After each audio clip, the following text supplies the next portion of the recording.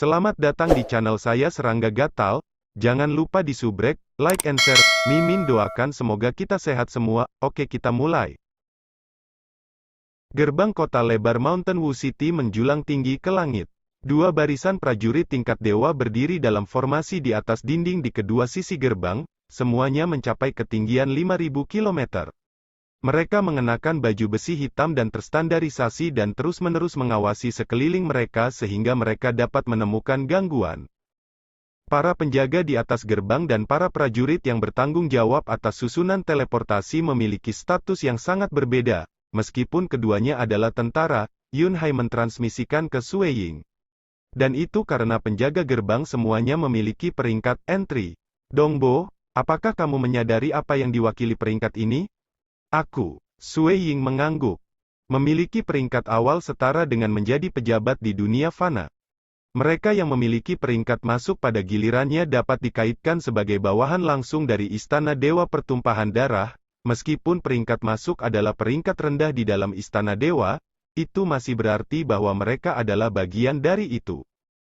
Selama seseorang telah mencapai peringkat awal, itu berarti bahwa mereka adalah bagian dari Istana Dewa Pertumpahan Darah. Yun Hai dan Sui Ying terbang berdampingan menuju gerbang kota saat ia mentransmisikan, bahkan Dewa Dunia tidak akan, aku tidak berani membunuh seorang prajurit pun yang termasuk dalam Istana Dewa Pertumpahan Darah. Ini akan menjadi tantangan bagi seluruh Istana Dewa Pertumpahan Darah saat mereka melakukannya, dan sebagai akibatnya mereka akan menderita hukuman yang ketat menurut hukum Istana Dewa. Dengan demikian, siapapun dengan peringkat awal akan memiliki jimat pelindung pada mereka setiap saat. Petik 2. Sui Ying tertawa.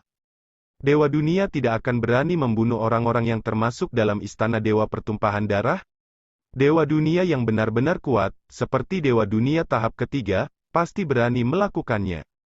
Namun, tahap ketiga Dewa Dunia terlalu jauh di mata dewa biasa. Selain itu, bahkan jika mereka tidak berani membunuh mereka di depan umum, itu tidak berarti bahwa mereka tidak akan melakukannya secara diam-diam. Tentu saja, mereka harus dapat mencegah diri mereka ditemukan jika waktu dibalik untuk menyelidiki. Namun, selama mereka bisa melakukannya tanpa ketahuan, membunuh mereka baik-baik saja. Adapun Sui Ying, dia adalah pemilik saat ini Gunung Crimson. Dari banyak harta yang ditinggalkan oleh Secret Master Crimson Dash, beberapa mengizinkannya untuk mencegah orang lain menemukannya dengan membalik waktu. Tentu saja, metode ini dianggap sangat jahat. Namun, tidak mudah untuk mendapatkan peringkat entry. Yun Hai mentransmisikan, secara umum, hanya beberapa orang per bintang yang dapat memperoleh peringkat entry. Ada banyak di setiap bintang yang berpatroli dan menjaga prefektur tetapi tidak benar-benar memiliki peringkat masuk. Contohnya adalah mereka yang menjaga Arai, atau mereka yang menjaga area tertentu. Mereka hanya disewa untuk bertanggung jawab atas hal-hal sepele seperti ini, mereka bukan dari peringkat awal. Sangat sederhana untuk melihat apakah seseorang telah memasuki peringkat Bloodset God Palace, dengan baju besi mereka. Armor ini secara pribadi disempurnakan oleh Bloodset God Palace dan mewakili seseorang yang memasuki Bloodset God Palace. Setiap prajurit yang belum memasuki Bloodset God Palace hanya akan memakai baju besi biasa. Petik 2. Sui Ying mengangguk. Aku mendengar bahwa Purple Thunder diundang untuk bergabung dengan Bloodset God Palace, dan bahwa ia memiliki peringkat awal. Itu benar. Yun Hai tertawa. Di seluruh Xia Clan, hanya ada satu orang yang saat ini memegang pangkat Kaisar Purple Thunder. Ketika dia memperoleh peringkat, itu berarti bahwa dia sekarang adalah orang dari Istana Dewa Pertumpahan Darah dan bahwa dia memegang status yang sama sekali berbeda. Purple Thunder diundang karena bakatnya dalam Dao of Medicine. Namun, bahkan jika ia memiliki peringkat awal, itu tidak berarti ia dapat melarikan diri dari posisinya, Yun Hai menjelaskan. Sui Ying dan Yun Hai melewati gerbang kota yang menjulang relatif cepat dan memasuki Gunung Wu City yang besar. Di dalam kota, beberapa hunian gua yang indah dan anggun mengintip dari balik penyembunyian banyak awan dan kabut berkabut. Dewa yang tak terhitung jumlahnya berjalan melalui jalan-jalan kota yang luas, sementara di udara, tentara Bloodset God Palace dan gerbong yang mewah kadang-kadang terbang dari satu titik ke titik lainnya. Hua gelombang. Ketika Sui Ying dan Yun Hai memasuki kota, sebuah kereta mewah saat ini ditarik oleh 9 binatang bermutasi skala hitam. Kereta itu benar-benar cukup besar, dan laki-laki berambut hijau dengan sepasang mata segitiga duduk di atasnya. Di bagian belakang gerbong, 2 petugas berjubah hitam mengamati tanah di bawah mereka. Tatapan pria berambut hijau itu menyapu sekelilingnya. Tentara Bloodset God Palace mengerutkan kening ketika mereka melihat kereta dan tanpa sadar menghindarinya. Adapun sejumlah besar dewa berjalan di jalanan, mereka tidak berani melihat ke atas, mereka melakukan yang terbaik untuk menghindari menarik perhatian pria berambut hijau. Pria berambut hijau itu mengambil cambuk berwarna darah dengan tangan kanannya dan kemudian dengan santai menabrak tempat di bawahnya. Cambuk itu segera memanjang hingga beberapa ribu kilometer panjang saat ia bergerak ke arah dewa yang terletak di tempat yang biasa ia pukul. Ketika mereka melihat cambuk berayun ke arah mereka, mereka sangat ketakutan sehingga ekspresi mereka langsung pucat. Mereka mencoba menghindar, tetapi tidak berhasil, karena cambuk itu berisi misteri yang mendalam. Segel berwarna darah yang tak terhitung jumlahnya tercetak pada cambuk berwarna darah berputar ketika melanda dewa, menyebabkan dia melolong dalam kesedihan saat dia jatuh ke tanah dari pemogokan. 9 binatang bermutasi skala hitam terus menarik kereta di belakang mereka saat mereka terbang ke depan. Laki-laki berambut hijau terus dengan santai menyerang secara acak dengan cambuknya, mencambuk para dewa di bawahnya. Cambuk branding hati, kata Sui Ying sambil melirik dewa yang sesekali dicambuk. Dia tidak bisa membantu tetapi mengerutkan kening ketika dia mengenali apa cambuk itu. The Heart Branding Whip sebenarnya adalah alat hukuman yang sering dilihat. Itu akan menyebabkan rasa sakit yang luar biasa bagi jiwa seseorang jika mereka dikejutkan olehnya. Bahkan, jumlah rasa sakit yang ditimbulkannya sangat banyak sehingga dewa bisa mati murni dari rasa sakit. Rasa sakit yang ditimbulkannya jauh lebih banyak daripada racun Hex Six Ghost dendam. Ayo pergi dari sini, kata Yun Hai, menarik Sui Ying bersamanya ketika dia melihat situasinya. Pada saat yang sama, ia mentransmisikan, pria berambut hijau itu pasti memiliki asal yang kuat, terutama di dalam Mountain Wu Starfield. Dia tidak akan bertindak begitu merajalela jika dia tidak melakukannya. Tak satu pun dari kita memiliki peringkat, kita akan mati sia-sia jika dia menyerang kita. Petik 2. Sui Ying mengangguk. Kanan. Karena seberapa luas dunia dewa itu, para pembudidaya umumnya menganjurkan temperet diri melalui situasi hidup atau mati. Dengan demikian, hanya mereka yang memiliki peringkat awal akan dilindungi oleh Istana Dewa Pertumpahan Darah.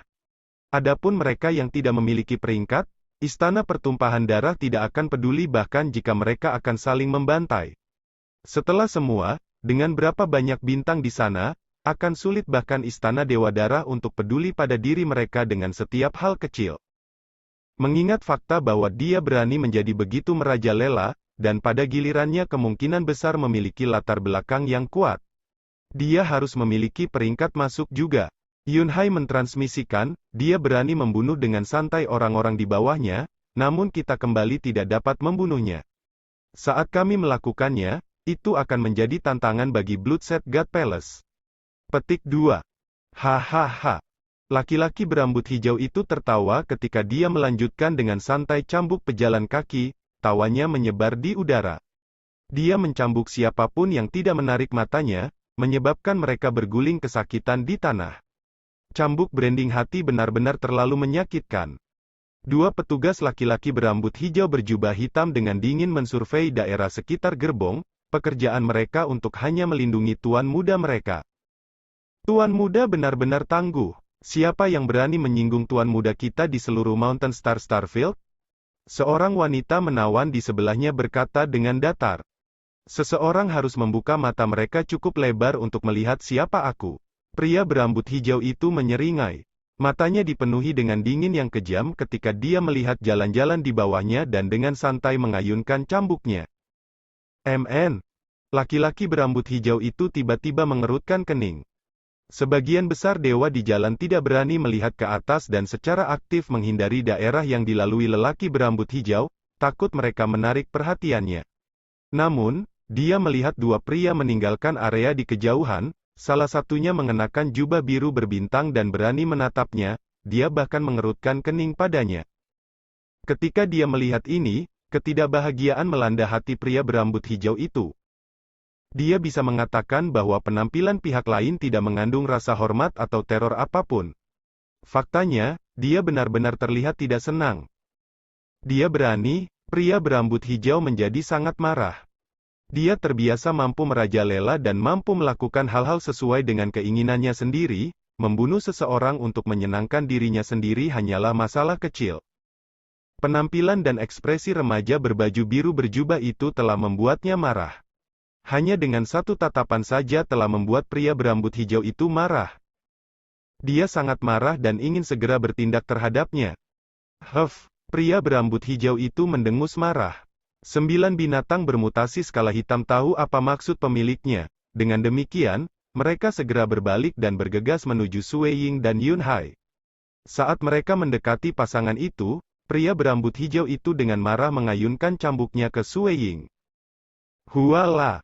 Cambuk berwarna darah itu dengan cepat memanjang hingga 500 km seperti ular yang tidak menggulung dan dengan cepat menyelimuti area di bawahnya.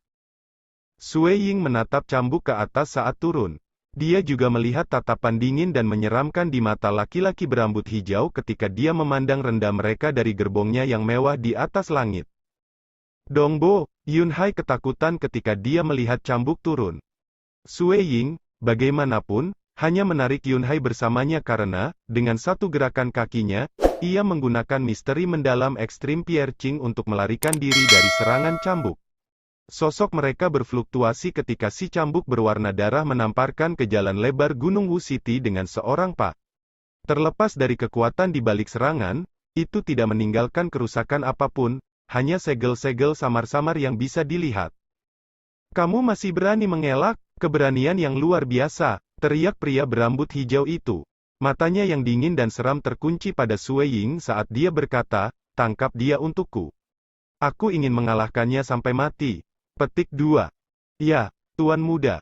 Dua petugas berjubah hitam yang duduk di belakang gerbong menatap Sue Ying dengan dingin. Salah satu dari mereka tiba-tiba bergegas keluar, berubah menjadi kabut hitam ketika dia segera menyelimuti area di bawah kereta. Banyak dewa yang sebelumnya memenuhi jalan bergerak menjauh secepat mungkin, karena mereka tidak ingin menjadi bagian dari apa yang sedang terjadi. Ekspresi Yun Hai suram ketika dia mengirim pesan ke Sue Ying. Kenapa kita harus menemukan orang seperti itu? Dongbo, kita harus lari. Mari kita pergi dari sini. Sue Ying memandang ke atas ke arah langit, di mana kereta itu.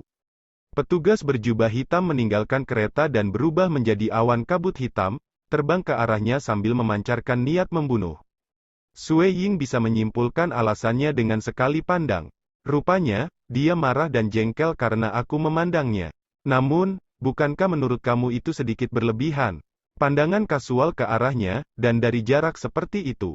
Apakah pandangan itu sendirian benar-benar membuatnya marah? Cara bertindak seperti itu benar-benar membuat Sue Ying terdiam. Bukankah itu dilebih-lebihkan?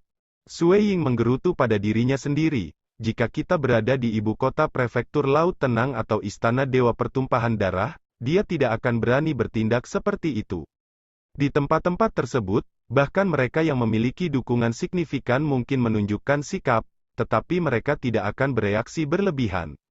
Selama tidak ada yang menyinggung mereka, mereka juga tidak akan mengambil inisiatif untuk membuat masalah. Di atas semua itu, mereka tidak akan sekecil itu menjadi jengkel hanya dengan sekali pandang. Bagaimanapun, itu adalah tempat di mana ikan dan naga berbaur, dan yang kuat tersebar seperti awan.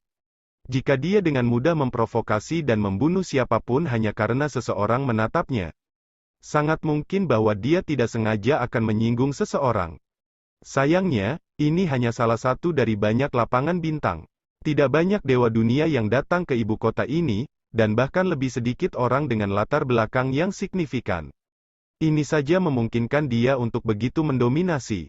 Sue Ying agak tidak berdaya. Dengan dia menjadi kelas 1 transenden makna sejati, Tuhan Realem, dan tubuh sejatinya telah menjadi dewa dunia, bagaimana dia bisa tanpa kebanggaan apapun?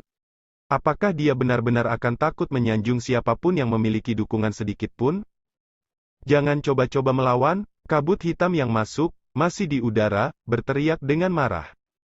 Yun Hai cepat-cepat minggir, sementara Sue Ying hanya diam di tempatnya, dia tidak bergerak sedikit pun. Yun Hai langsung menjadi cemas saat dia melihat itu, dan dia mentransmisikan ke Sue Ying sambil masih melarikan diri dengan kemampuan terbaiknya, Dongbo, kamu harus lari. Jika kamu terlalu lambat, semuanya akan berakhir. Petik 2. Awan kabut hitam akhirnya tiba dan sepenuhnya menyelimuti Sue Ying. Suhu di dalamnya kemudian turun dengan cepat, mengubah atmosfer menjadi udara dingin yang dingin. Udara ini melilit Sue Ying, mengubahnya menjadi patung beku. Kakak gelombang patung itu sebenarnya sangat kokoh. Pada saat yang sama, awan kabut hitam mengembun menjadi manusia, petugas berjubah hitam yang sama dari sebelumnya. Dia melihat patung es berbentuk manusia dan tertawa dingin. Kesombongan seperti itu, namun kamu bahkan tidak bisa membebaskan diri dari sihirku. Petugas berjubah hitam itu mengulurkan tangannya, berniat untuk mengambil pahatan es ketika tiba-tiba. Kakak gelombang mulai retak dan menggerakkan lengannya. Tangan patung itu bergerak sangat cepat sehingga hampir tampak seperti ilusi. Itu mulai mendekati petugas berjubah hitam, gerakannya disertai oleh kedalaman piercing ekstrim. Karena begitu dekat di dekatnya, pelayan tidak punya waktu untuk bereaksi, dan wajahnya langsung ditampar oleh telapak tangan itu. Dengan seekor peng, dia jatuh tertelungkup ke tanah, tumbukannya mengguncang sekelilingnya dan mengeluarkan suara ledakan. Tubuh petugas berjubah hitam bergetar sedikit, seperti kabut yang berada di ambang bubaran. Pada akhirnya, ia masih berhasil mempertahankan bentuknya yang solid. Patung beku berbentuk manusia itu mendongak, menyebabkan es yang menutupi wajahnya pecah dan mengungkapkan ekspresi Sue Ying. Udara dingin pada tingkat itu terlalu lemah baginya, itu tidak menimbulkan ancaman bagi time immemorial bodinya. Ini pria berambut hijau di dalam gerbong itu tertegun, tatapannya yang sebelumnya dingin sekarang berubah menjadi kaget. Dia menjadi semakin marah ketika dia berteriak ke kiri dan ke kanan, semua orang pergi menangkapnya untukku. Dia baru saja selesai menyuarakan kata-kata itu ketika petugas berjubah hitam lain bersiap untuk pergi keluar. Namun, justru pada saat itulah petugas melihat sesosok berpakaian jubah biru berbintang muncul di dalam kereta. Sosok ini ternyata adalah Sue Ying, yang segera mengayunkan tangannya.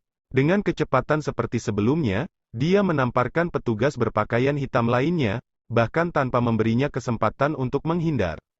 Bagaimana dia bisa berharap untuk menghindar ketika dihadapkan dengan serangan yang diluncurkan oleh Time Immemorial Body dan dilengkapi dengan Extreme Piercing?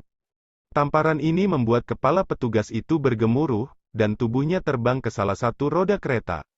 Terlepas dari tubuhnya yang relatif tahan lama, itu masih terdistorsi sejenak sebelum kembali stabil. Kenapa kamu, pria berambut hijau di dalam gerbong itu tertegun melihat Sue Ying berada di depannya dan kembali di jalan. Memang, saat ini ada dua Sue Yings, keduanya mengenakan pakaian biru berbintang yang sama. Sue Ying di jalan dan yang satu ini di gerbongnya benar-benar identik. Pria muda itu mengaktifkan arai yang tertanam di kereta, dan sebuah membran pelindung tiba-tiba muncul di sekitarnya. Baru setelah memastikan dia terlindungi dengan baik, dia mengirimi Sue Ying tatapan dingin yang menyeramkan. Cukup kuat dan sombong, kan sekarang? Namun, saat ini kami berada di Mountain Wu City. Kamu benar-benar berani menantangku di sini? Petik 2. Tidak perlu untuk membuatnya tetap hidup saat kamu menangkapnya. Kamu bisa pergi ke depan dan membunuhnya. Pria berambut hijau itu berteriak dengan kejam. Dimengerti. Dimengerti. Dimengerti. Kata-kata ini tiba berbarengan dalam menanggapi perintah pria berambut hijau itu. Balasan ini datang dari dua pelayan berpakaian hitam dari sebelumnya, serta 9 binatang bermutasi berskala hitam yang menarik kereta. Kesembilan makhluk buas mengenakan bentuk humanoid tertutup baju besi hitam, aura mereka di tingkat pada tingkat puncak dewa rata-rata. Satu pun dari binatang bermutasi skala hitam berharga sekitar seperti binatang tapir. Secara keseluruhan, 9 binatang itu jelas jauh lebih berharga daripada binatang tapir dari Ice Iron Planet, melihat bagaimana setiap binatang lebih kuat daripada tapir. Kesebelas sosok itu langsung mengelilingi Sue Ying yang berdiri di kereta, melihat bagaimana dia lebih dekat dengan tuan muda mereka. Tombak berwarna merah api tiba-tiba muncul di tangan Sue Ying, dan dia segera mulai mengayunkannya sendirian. Senjata ini memberi semua orang perasaan menjadi begitu kuat sehingga benar-benar bisa memusnahkan semua musuh. Dalam sekejap, apa yang tampak seperti bintang gelap yang tidak jelas mulai berputar di sekitarnya, dan segera setelah tombak menukik, segala sesuatu di sekitarnya mulai tenggelam. Serangan hebat seperti itu menyebabkan semua 9 binatang bermutasi skala hitam, serta 2 pelayan berpakaian hitam, menjadi pucat, sementara buru-buru melakukan yang terbaik untuk menghindar. Tombak itu menyapu, memancarkan peng-peng terdengar sepanjang waktu. Untungnya bagi mereka, 9 binatang bermutasi skala hitam cukup cepat di kaki mereka, jadi mereka hanya menerima sebagian kecil dari serangan itu. Mereka semua, bersama dengan 2 petugas berpakaian hitam, menciptakan jarak yang cukup jauh dalam upaya mereka untuk menghindari serangan Sue Ying. Satu serangan saja sudah cukup untuk mengirim ke-11 lawannya berlari ketakutan. Setelah itu, Sue Ying mengarahkan tombaknya ke arah pria berambut hijau yang masih berada di gerbong dan menusukkannya langsung ke arahnya. Dia mengirim serangan ganas lainnya menggunakan penghancuran bintang meteor. Gerbong itu mungkin adalah item harta karun yang dihiasi dengan arai pelindung, tapi itu tidak cukup kuat untuk menahan serangan Sue Ying. Satu serangan itu menembus membran pelindung dan mengeringkan semua warna dari wajah pria berambut hijau itu dalam prosesnya. Dia dengan cepat mengelak ke kanan, sehingga tombak mendarat langsung ke kursi di sampingnya. Pergantian peristiwa ini membuatnya takut, sehingga saat ini ia tidak punya pikiran selain melarikan diri secepat mungkin. Bahkan 2 wanita genit di sampingnya ketakutan. Mencoba lari, sebuah tangan langsung mengulurkan tangan untuk meraih leher pria itu dan mengangkatnya ke udara. Lepaskan tuan muda ini sangat instan. 2 petugas berpakaian hitam, bersama dengan 9 binatang bermutasi skala hitam semua dalam siaga penuh. Mereka sangat sadar bahwa jika tuan muda mereka akan mati, mereka juga akan mengalami nasib yang sama, mereka akan dibunuh secara ringkas dan dikubur bersamanya. Ayah aku adalah dewa dunia, dewa danau melonjak awan, teriak pria berambut hijau itu. Dia juga teman terbaik Starfield Patrolling Master. Kamu tidak bisa membunuhku, aku memiliki posisi peringkat awal. Bunuh aku, dan kamu tidak akan pernah lepas dari ayahku dan tentara Starfield Patroli. Seluruh istana pertumpahan darah akan ada di ekormu. Petik 2.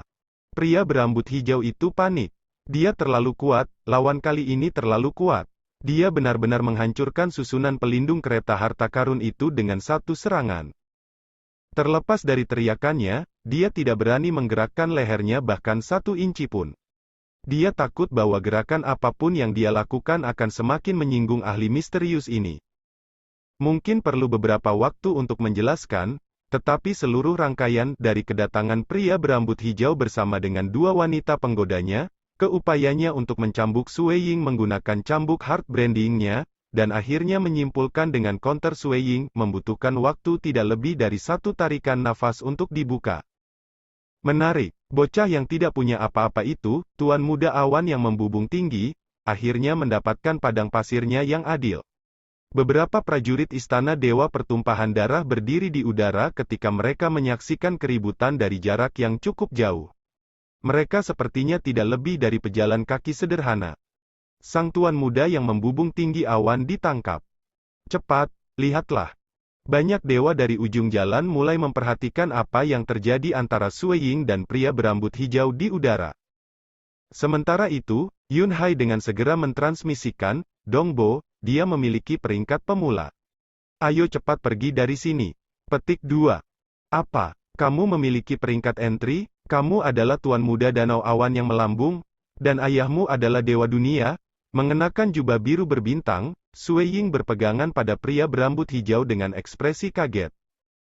Betul, ayah aku adalah Master Danau Melonjak Awan. Dia dewa dunia, pria berambut hijau itu terus mendorong. Biarkan aku pergi, cepat sekarang. Sue Ying menunjukkan ekspresi ketakutan ketika dia berkata, oh tidak, bagaimana jika ayahmu akan mencari aku untuk membalas dendam? Bagaimana jika dia membunuhku? Sekian dulu update-annya, tunggu lanjutannya di channel saya Serangga Gatal, di subscribe ya guys. Terima kasih.